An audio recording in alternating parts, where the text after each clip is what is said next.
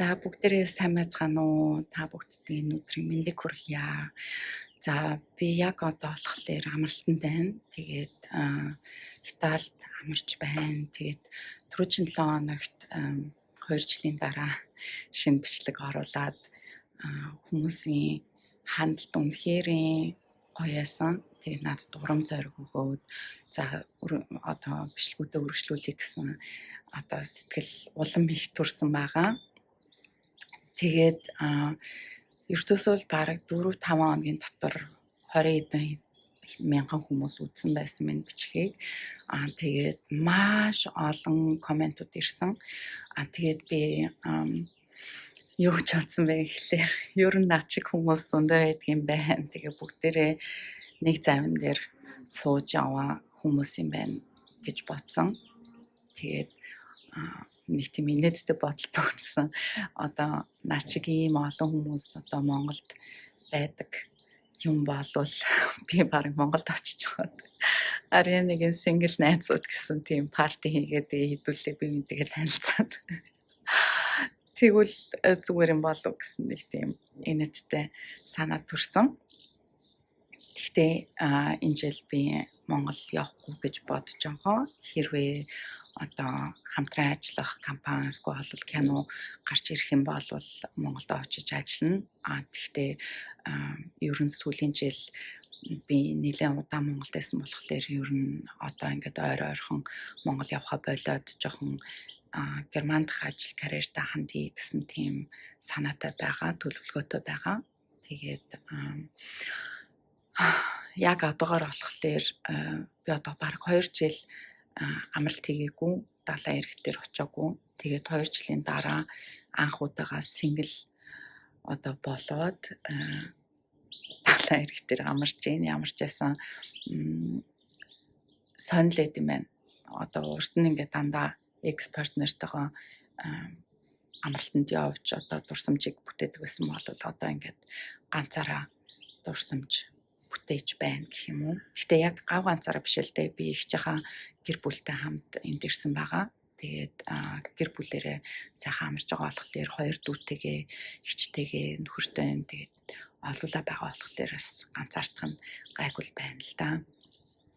За тэгээд өнөөдрийнхөө бичлэгээр би юуны тухай ярмаар байна гэхлээр надаас нэг хүн айгүй гоё асуулт асуусан байсан. Тэрний үг гэхлээр одоо эксийнхаа талаар эсвэл бол зүгээр яг ингээд сүрэг одоо зарим нэг хүмүүсүүдийн тухай боддог сүрэг бодлуудаас хэрхэн салах вэ гэсэн байсан. Тэгээд мэдээж одоо бид нар эксээс салаад маш их гомдох сэтгэл төрдөг тийм ээ. Одоо над дээр ямар ч гэсэн тийм байсан. Одоо экс партнердоо маш их гомдсон.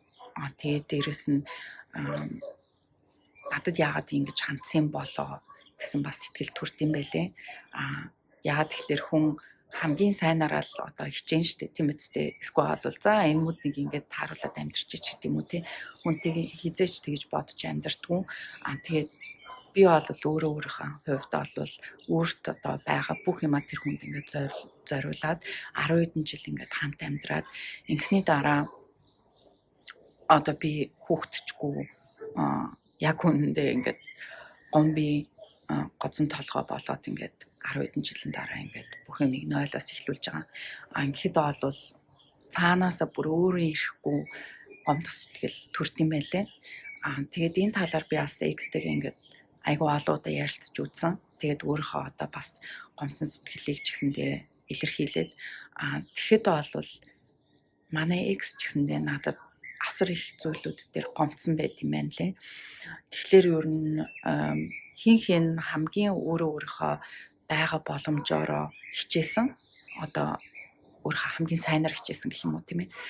Гэхдээ тэр хамгийн сайн байгаа нь нэгэндээ хангалтгүй байсан гэсэн. Тэгэхээр тэрийгээ хэрвээ ойлгочих юм бол окей энэ хүн ч гэсэндээ өөрийнхөө сайнаар хичээсэн юм байна. Би ч гэсэндээ өөрийнхөө хамгийн сайнаар хичээсэн юм байна гэдгээ ойлгох юм бол хүн ер нь амархан одоо уучлалт юм байлээ. Тэгэхээр амьдралд одоо юу ч болж тохиолдож болно тийм ээ. Одоо юу гэдэг чинь таны экс партнер чинь таныг хуурсан байж болно. Гомдоосон байж болно, зоддог байсан байж болно. Ямар нэгэн аргаар таны сэтгэлд сэвүүлдээсэн болол одоо хоёр хосууд хоёр тишээ болдог тийм ээ. Хэрвээ тийм биш байх юм бол хүмүүс ингээл хамтдаа амьдрал байгаад байдаг тийм ээ. Тэгэхээр ер нь нэг нэгнтэйгээ дахиад ярилцаад тэгээд нэг нэгнийгээ бас ойлгох айгу чухал юм байна лээ. Хэрвээ тэгэх юм бол ер нь амархан уучлалдаг. Тэгээд өнгөрсөн амьдралаа бас амархан орхиж чаддаг. За окей. Нэгэн тал бит хоёр бие бинийгээ ингэж их шархлуулсан юм чинь цаашдаа үргэлжлүүлээд амьдрах баг ингээд орон зай байхгүй болтлоо шархлуулсан болохоор салсан нь дээр юм байна. Энэ токсик харилцааг ингээд таслан зогсоосон дээр юм байна гэдгээ ойлгох хэрэгтэй юм билээ. Тэгжээж ер нь хүн бас ингээд одоо тэр хоёр хүнийг ингээ холбоод байгаа тэр утсыг ингэж дундуур нь хайчилдаг, тасалдаг. Бас ийм сүнслэг одоо багш нараас заадаг. Энийг одоо яг ингээд нөгөө visualize хийгээд одоо өөрийнхөө толгойн дотор ингээд яг ингээд төсөөлөн бодоод за одоо бит хоёрын дунд ингээд ийм холбоос байлаа гэж бодоход энийг одоо нүдэрээ ингээд яг толгойн дотор ингээд харж агаад хайчаар ингээд тасалж хайхыг ер нь бас айгу сайн гэж хэлдэг юм байлээ. Тэгэхээр ерөнхийдөө бол өөрийнхөө даал тухамсар сэтгэл зүйдээ нөлөөлж байгаа гэсэн үг. Манифест хийж байгаа. Би энэ хүнээс өөрийгөө салгалаа гэсэн одоо тийм манифест хийдэг. Одоо маш олон бас хүмүүс ингээд экс партнерд ердөөсөө юу яадгүй те одоо экс партнераа ердөөсөө сул тавилж чаддгүй. Дээрээс нь гомдлоосоо салж чаддгүй. Ингээл гомдоол ингээл амар олон жил ингээл экстэй гомдоод яваад идэг.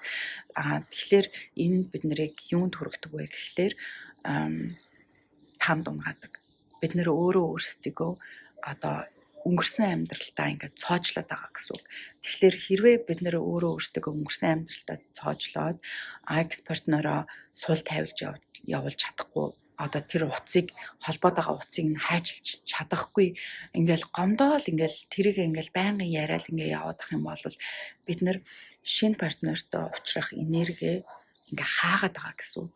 Тэгэхээр шинэ хүнтэй одоо танилцах, уулзах энерги нээхийн тулд бид нэр одоо тэр гомцсон сэтгэлээсээ ангижрах ёстой. Гомцсон сэтгэлээ одоо ангаах ёстой гэсэн үг л дээ. Тэгээд ангаахын тулд ямар ч байсан нөгөө талаа бас ойлгох хэрэгтэй болдог. Гэхдээ зарим хүмүүс амар үзий ядалтанд одоо унтсан байдаг. Экс партнероо чин сэтгэлээсээ бүр ингээ үзий яддаг. Гэхдээ үзий ядалт ч юм юунаас төрд юм бэ гэхлээр шархнаас төрдөг те. Бид нар ямар нэгэн байдлаар шархалсан болохоор тэр хүнийг үзий яддаг. Одоо хайр нь шархлаад тэгээд тэрнээс үзий ядалт үүсдэг гэсэн үг. Тийм болохоор энэ одоо юу гэдэг чинь тамаас өөрөө өөрсдийгөө салгахын тулд тэр хүнийг уучлах хэрэгтэй болдог. Хичнээн одоо уучлмааргүй байсан ч гэсэндээ өөрөө өөрсдийнхөө төлөө одоо тэр хүнийг уучлах хэрэгтэй болдог зайлшгүй.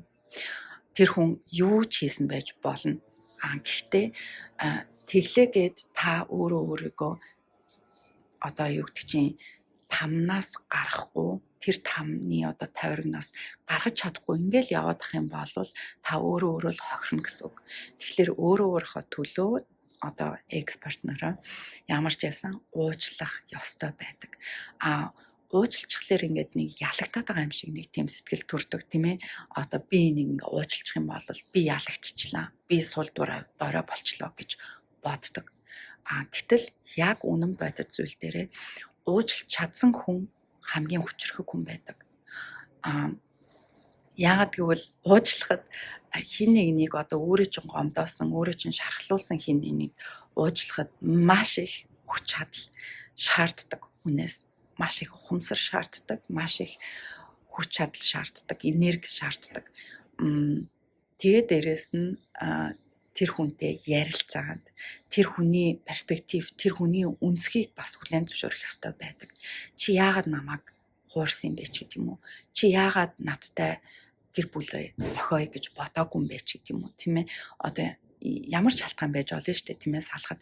Тийм болохоор тэр хүнийг үнцгийг сонсож ойлгох нь биднийг амархан уучлахад хүргэдэг. Дахиад автаад хэлье. Тэр хүний үнцгийг ойлгох нь бид бүгдийг тэр хүнийг амархан уучлахад хүргэдэг.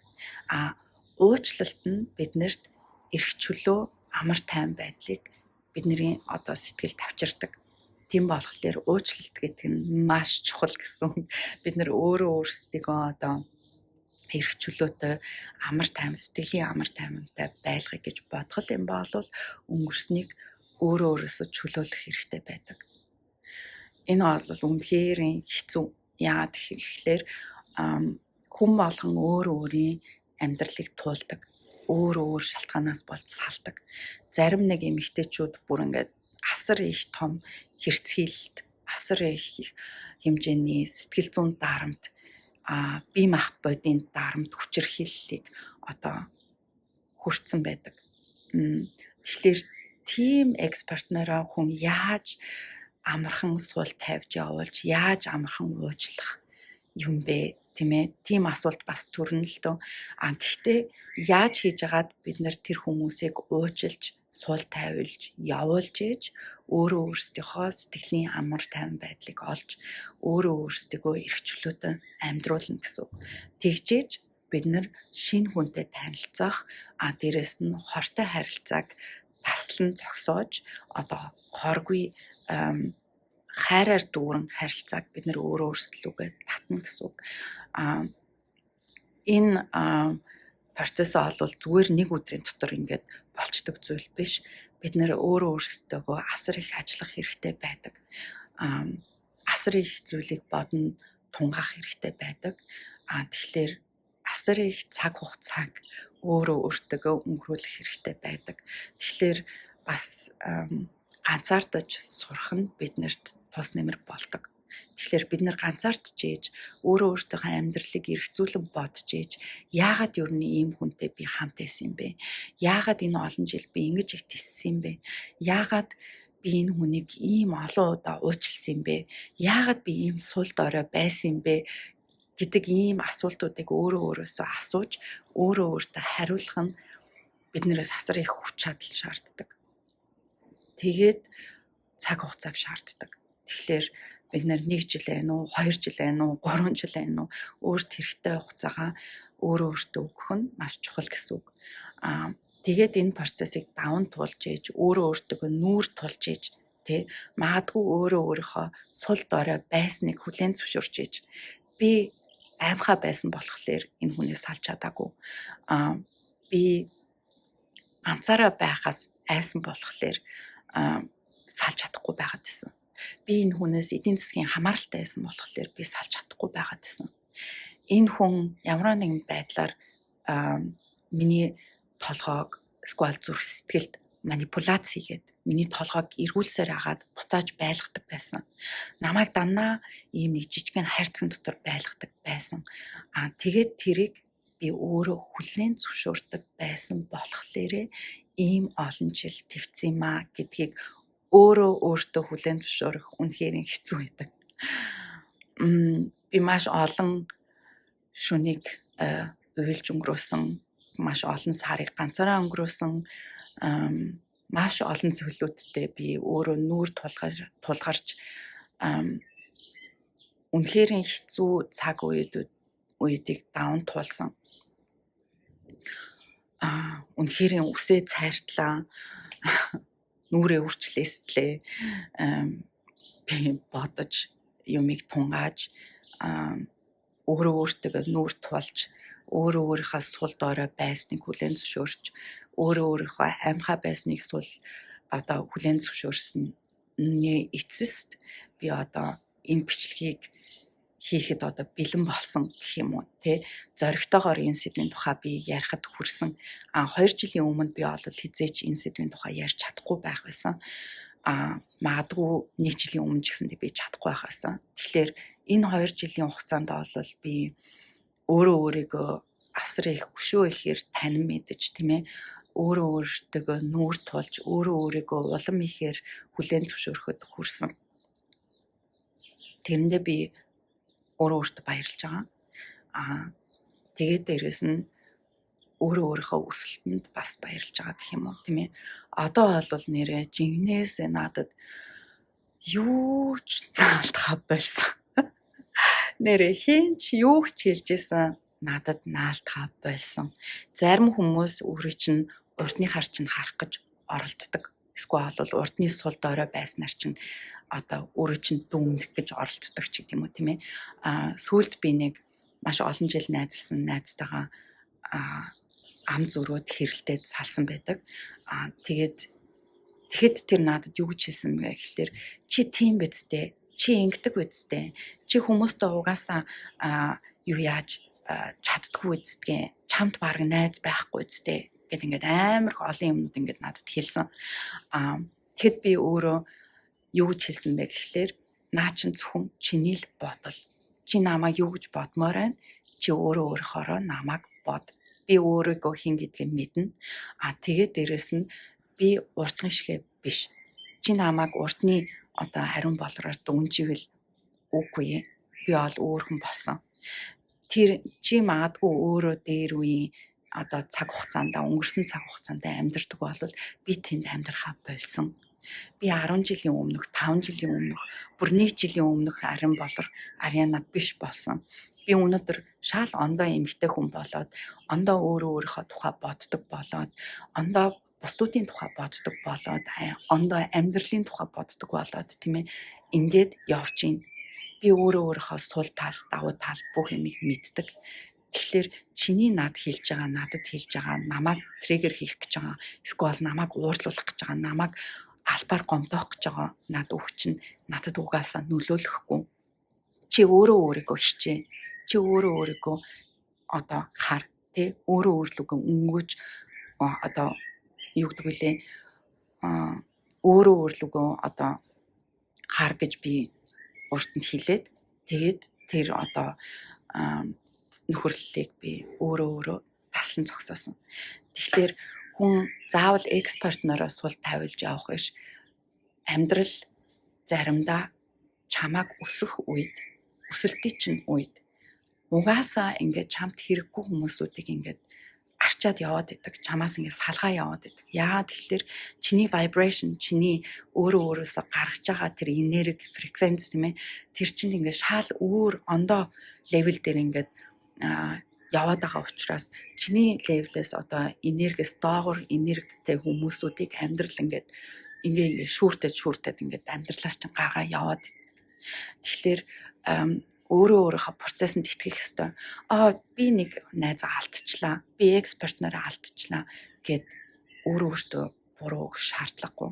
Амьдрал чамд шинэ найзуудыг бэлгэлдэг. Чиний левел дээр адилхан энергитэй байгаа найзуудыг чамд олж өгдөг. Чиний энергитэй адилхан байгаа дээгүр энергитэй партнерыг ч гэсэндээ чамд илгээдэг. Тийм болохоор хэрвээ чи урдныхаа экс одоо нөхөр эхнэрээс илүү одоо ухамсартай, илүү одоо зөв эрүүл харьцаатай хүнтэй таарах гэж бодож байгаа юм бол хамгийн түрүүнд өөрийнхөө энергийг засах хэрэгтэй байдаг. Тэгэхээр хэрвээ би ингээд бусдыг үзен яаддаг, бусдыг уучлж явуулж чаддаггүй, өөрийгөө одоо муу сөрөг бодлуудаасаа чөлөөлж чаддаггүй хүн байх юм бол миний энерги, миний левел амар доогуур байна гэсэн үг. Тэгэхээр миний левел, миний энерги доогуур байгаа одоо доогуур байгаа төвшөнд би яаж өөрөөсөө дээгүр энергитэй, эрүүл ухамсартай хүнийг би өөрлөгөө татах уу? Тэгэхээр би яг өөртөө адилхан доогуур одоо энергитэй хүнийг л өөрлөгөө татна гэсэн үг. Тэгэхээр энийг бид нэр ойлгочих юм бол ер нь өөртөөхөө энергийг засаад сураад явна гэсэн үг. Тэгэхээр хамгийн түрүүнд бид нэр өөртөө ажиллах хэрэгтэй. Өөртөөхөө энергийг засах хэрэгтэй. Бусдын тухай муу бодох хэрэггүй. Хин нэгэн чамд муу хандлаа, чамааг шархлууллаа гэд тэр хүнийг зөрүүлээд үзэн ядах шаардлагагүй. Яагаад гэхээр үзэн ядалт гэдэг чинь өөрөөсөө одоо бидний одоо энергит муугаар нөлөөлөд идэг. Бидний одоо доогуур энергийн левел түвшнийг ингээд дэмжиж яваад байдаг гэсэн үг л дээ. Тэгэхээр тэрийг ердөөсөө өөрсдөөсөө гаргаж хаях хэрэгтэй байдаг. Гаргаж хайхын тулд тэр хүмүүсийг зүгээр уучлаад явуулчих хэрэгтэй. Уучлна гэдэг нь тэр хүмүүстэй очиод эргээд наалчхыг хэлэхгүй. Тэр хүмүүсийг би дахиад амьдралдаа хизээч харах шаардлагагүй. Би хүсэхгүй байх юм бол би харах шаардлагагүй. Тэр хүмүүсийг би амьдралдаа байлгах шаардлагагүй. Хамгийн гол нь би өөрийнхөө сэтгэл дотор тэр хүмүүсийг чөлөөлж явуулах хэрэгтэй гэсэн үг. Тэхийн тулд би тэр хүмүүсийг зүгээр л уучлах хэрэгтэй. За.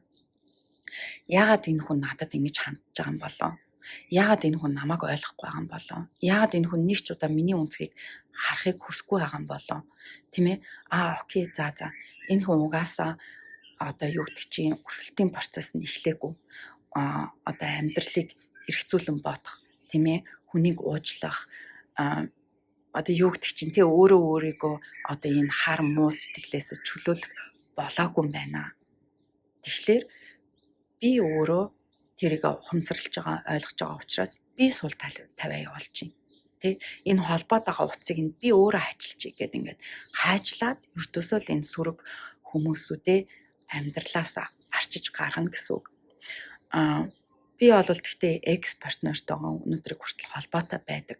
Яагаад тэгэхээр хичнээн тэр хүн намайг шархлуулсан ч гэсэндээ бид хоёр одоо яг том хүмүүс шиг, нас биеинд хүрсэн хүмүүс шиг хоорондоо харилцаад нэг нэгнийхээ үнцгийг ойлгоод за окей, чи намайг ингэсэн юм байна, би чамайг ингэсэн юм байна. Окей, би чамайг шархлуулсан юм байна, чи намайг шархлуулсан юм байна. Гэхдээ хичнээн бид хоёр бие бинийгээ ойлгосон ч гэсэндээ энэ харилцаагаа үргэлжлүүлэхийг хүсээгүй учраас салсан. Гэхдээ саллаа гэд нэг нэгнийгээ бас үзэн ядах шаардлагагүй. Нэг нэгнийгээ ойлгож, нэг нэгнийгээ уучлсан л бол хүн яагаад холбоотой байж болохгүй гэж би ер нь тэгж боддог. Би амьдралдаа 2 экстэл одоо байж үзэж байна. Нэг нь болохоор би бүр 17 настайгаас ахуулаад үерхсэн найз залуутайгаа би 5 жил хамт амьдраад салж исэн. Тэгээ 2 дахь нөхөртөөгөө бол 13 жил амьдраад салсан. Тэгэхээр би нийт одоо 17 наснаас хойш сингл байж үзээгүй. Би амьдралдаа анх удаан сингл байж үзэж байна. Тэгээ би эхнийхээ одоо салсан нөхрөөсөө 2 дахь салсан нөхөртөөгөө ч гэсэндээ ер нь холбоотой байдаг. Яагаад тэгэхээр хүн саллаа гэд нэг нэгнийгээ үзэн ядаад тэгээд дээрээс нь бүр ингээ үхсэн мэт ингээ орхих шаардлагагүй зү. Тэ яагаад гэхэлэр би тэр хүнтэй чинь бас ингээ амьдралынхаа ингээ тодорхой хэм хугацааг ингээ өнгөрөөсөн. Миний хувьд одоо тодорхой хугацаанд миний хамгийн чухал хүн болж явсан. Тэ яагаад би тэр хүнийг үзэн ядах ёстой гэж. Яагаад би тэр хүнийг зүгээр бит хоёрын амьдрал, госын амьдрал үргэлжлээгүй гээд яагаад би тэр хүнийг амьдралаасаа бүр ингээд тэр чигт нь арчиж хаях гэж. Тийх ёсгүй штэ. Хүн зүгээр нормал сайн уу байнуутай байж болно, тийм ээ. Тийм болохоор би ер нь энэ тал дээр маш юм open minded хандахыг хүсдэг. Тэр хүнийг би үзэн ядахгүй. Тэр хүнийг би уучлана. Тэгээд хамгийн гол нь нэг нэгэндээ бас тус дэмтэй явж олно ш. Тийм биз дээ. Хэрвээ тэр хүн ямар нэгэн хүнд одоо хүчир зүйлтэй нүүр тулгараад ч юм уу, тийм ээ. Эсвэл одоо өвчин зовлонд болоод ч юм уу, хүний амьдралд юу ч болж тохиолдож болно.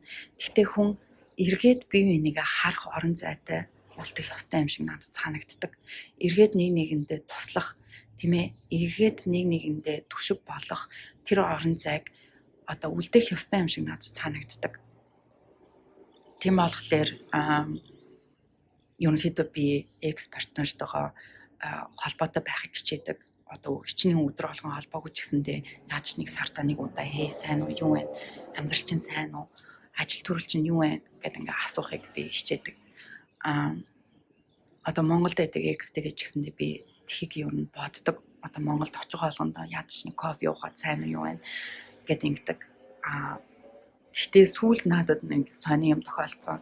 Одоо манай эхний экс болохоор эхнэртэй ердөөсөө хэлдэггүй байсан юм байлаа надтай одоо би Монголд ирэхлээр надтай одоо уулзч нэг цай кофе уудаг гэдгийг бид хоёроо бол нийт юм ингээл уулзаал ингээл нарийн нанд юм яриад ч юм уу тэгэсгүй бол одоо хоёлаа эргээд явуулчих гэдэг юм уу ердөөсөө тийм байдгүй яаж чинь би тэр хүнийг 17 настайгаас таньж байгаа те би өнөөдөр бид хоёр ингээ бие биенийг 20 жил таньж ийн миний одоо баг хамгийн урт удаан найзалсан хүн тэр хүн хизээч миний амьдралд хинч биш болж хувирахгүй би 80 нас хүрсэн ч би тэр хүнийг хөөе сайн уу юу вэ гэд ингээд асуух болно тэр хүн лөө залгах болно те би чинь сайн уу гэд тэгээд гисэн чинь тэр хүний ихнэр надад амар сонин мессеж чээд намайг сүртүүлээд ингэсэн.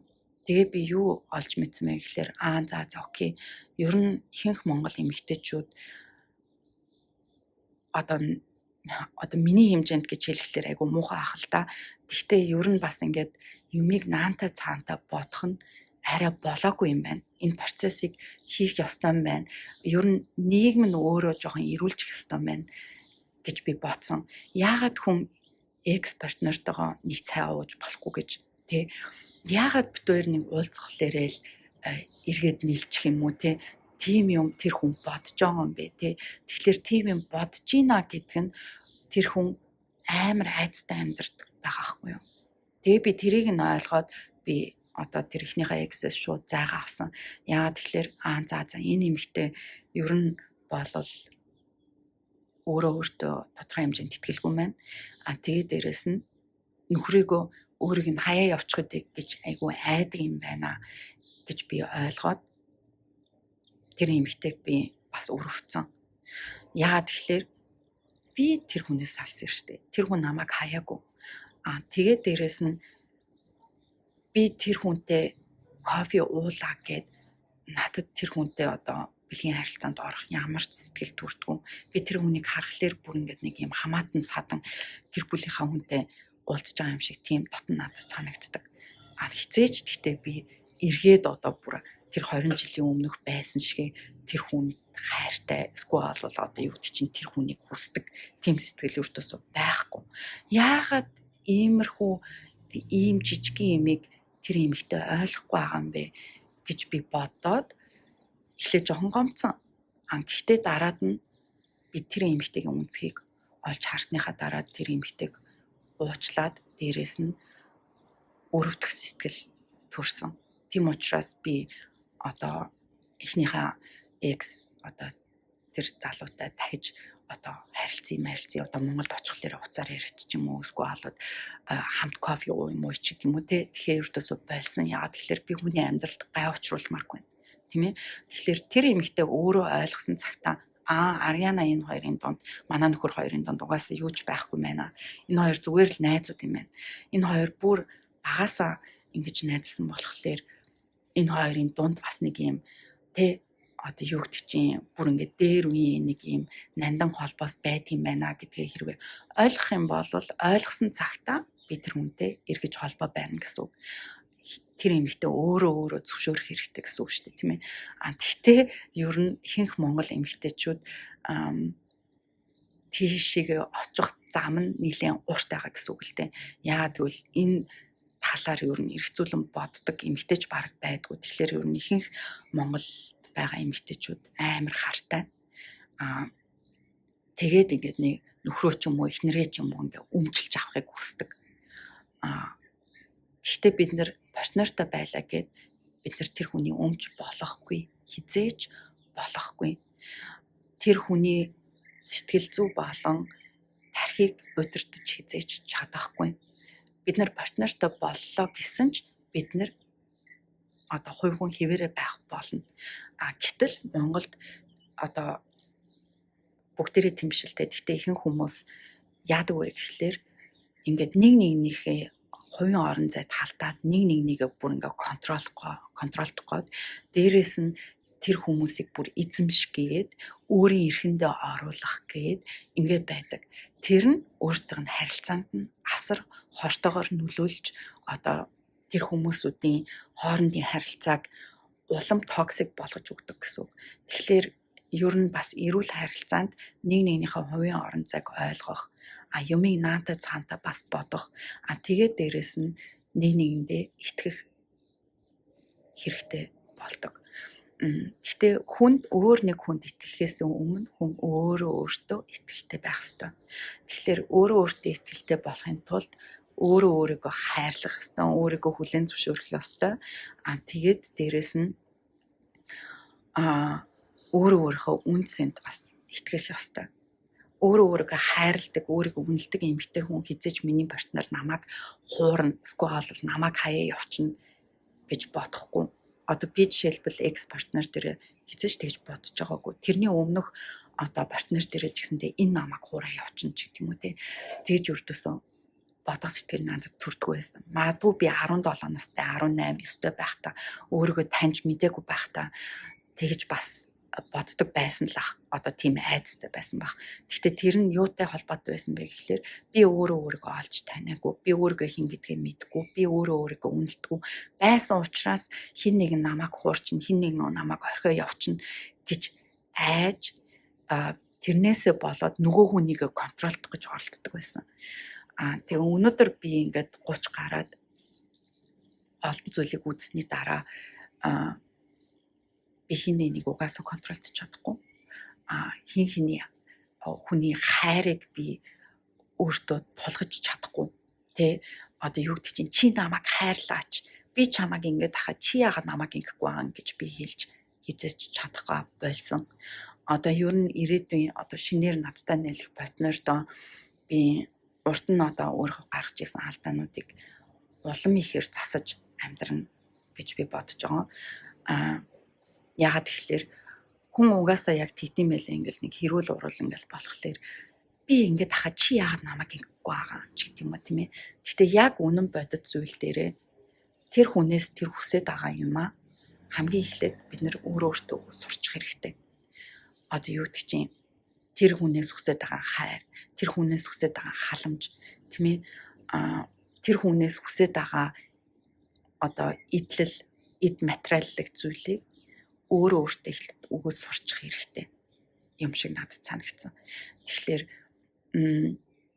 юу гэдэг чинь нөхрөөсөө мөнгө гуйж өөртөө хувцас унаар авдаг, өөрийнхөө косметик авдаг эмэгтэйчүүд хамгийн түрүүнд тэрийгээ таслан зогсоох хэрэгтэй юм шиг надад санагддаг.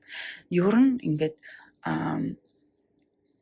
өөрийнхөө бие дааж сурах, өөрийнхөө амьдралыг дааж сурах, өөрийнхөө хэрэглээг дааж сурах.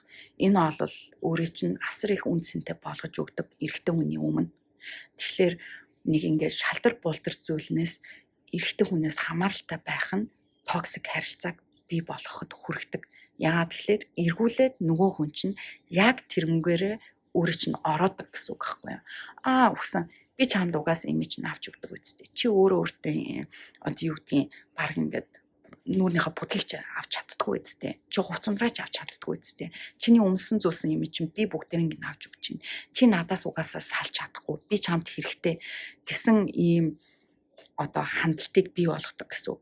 Тэгэхээр хамгийн түрүүнд хямдхан ч гэсэн хамаагүй эхлээд өөрийнхөө хувцс, эхлээд өөрийнхөө хэрэглээ бүх зүйлийг өөртөө хангаад өөртөө бэлгэлдэг байх ёстой гэсэн үг. Тэр нь таныг өөрийгөө чинь хайрлах, өөрийгөө үнэлэх үн цэнтэй болгоход хүргэдэг гэсэн үг. За баахан лекц уншчлаа. Тэгээд ямар ч гэсэн 30 минут ярьсан байна. Тэгэхээр ерөнхийдөө бол яг хэлэх гээд байгаа товчхон хэлэхэд бол өөрт чинь сөргөөр нөлөөсөн хүмүүсийг уучлахын тулд өөрт дээрээ ажиллах хэрэгтэй гэсэн үг. Тэгээ өөрт дээрээ ажиллахад цаг хугацааг үнэхээр шаарддаг. Тэр цаг хугацаагаа өөртөө бэлгэлэх хэрэгтэй. Тэгээд та нартай ямар ч байсан амжилт хүсье. Тэгээд лайк, комент, subscribe дараад тэгээд хин нэгэн энэ бичлэгийг үзэх хэрэгтэй гэж бодож ивэл тэр хүнтэйгээ бас хуваалцаарай. Ингээд дараагийн бичлэг хүртлээр баяртай.